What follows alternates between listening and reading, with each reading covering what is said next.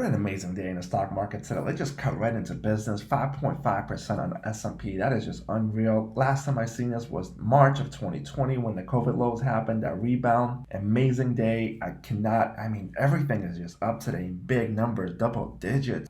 Just out of reference, Facebook up 10% today. You guys remember a couple videos ago, you guys can go back to the titles. It says Meta 1000%. Well, there you go. Today it hit it. Look at that. Just amazing. All these stocks are just up crazy. Nvidia almost 15% on the day. Why? Right? Well, the market works in a really mysterious way, and the reason is economic data. I mentioned this previously before in previous videos. The market is driven on economic data. Anytime economic data comes out, you have to pay attention because it's just big. The moves are enormous. So if bad economic data comes out, or what the market intrigues bad for the market, the stocks will drop or move up various directions and quickly. But anyway, data came out. This was the mover right here. The consumer price index rose 0.04%. Is everything over? Is the recession over? Is this how this works? Absolutely not, guys. It's an overreaction. It's not that much. Let's see what happens. We're either going to get a continuation or we're just going to get clapped. So let's just see what happens, guys.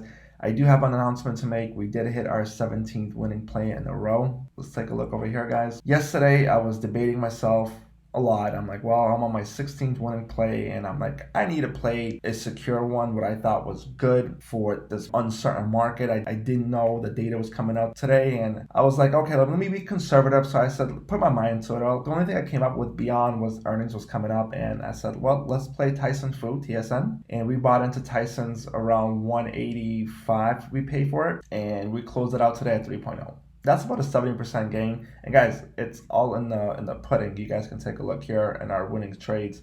It's just unreal. Some of these gains, 22,000, 4,000, a couple $100 there. Everybody's just killing it.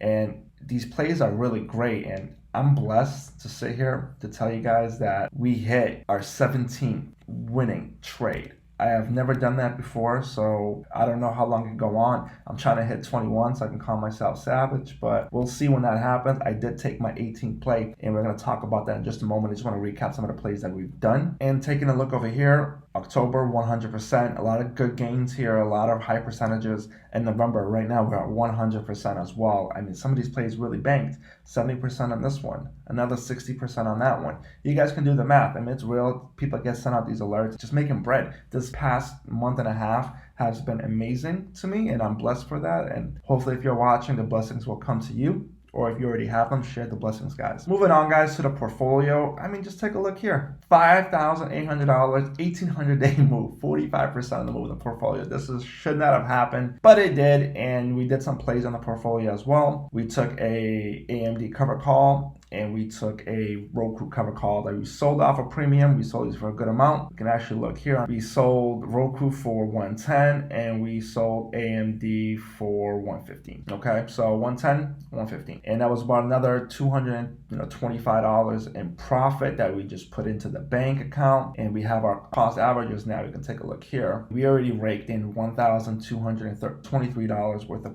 cash profits from the premiums. And on top of that, and this is going to slowly reflect to the account as the account's going to keep growing larger as these shares appreciate over time as well, hopefully.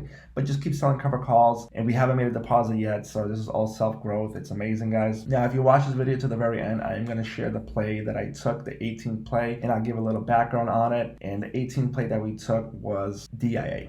The Dow, as you guys know, the Dow has been on a tear. It's been holding up much better than the S&P and the NASDAQ overall. This is just great movement on the Dow. Now, why would I pick the strongest ETF basically to short out of all the ones that I could be picking here? Well, let's take a look at the move that has happened today.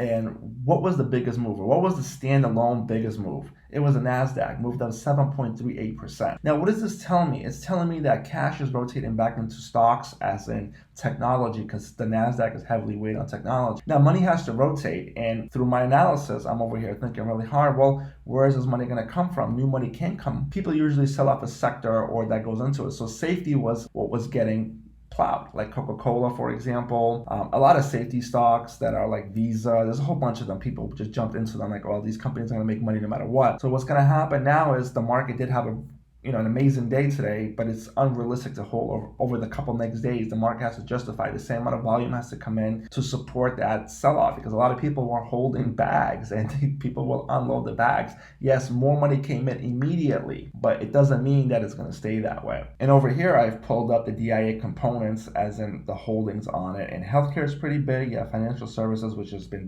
tearing really high, and most importantly, tech is pretty low at 15%. So what I'm saying is money's going to flow into tech, so tech will have rational days. So the QQQ is probably a bullish bet here, getting calls. But I said, you know what? There's a good chance between the time that we got these contracts, which is the 25th of November, so about 3 weeks out, almost 3 weeks, we have these contracts till within 3 weeks, the market is definitely going to go more than most likely going to test 390 and break off of here, maybe hit support or whatever. And the biggest drop, I believe, will be the DIA, even though it went up the least today. All right, guys, that's the play, and I'll see you guys on the next one.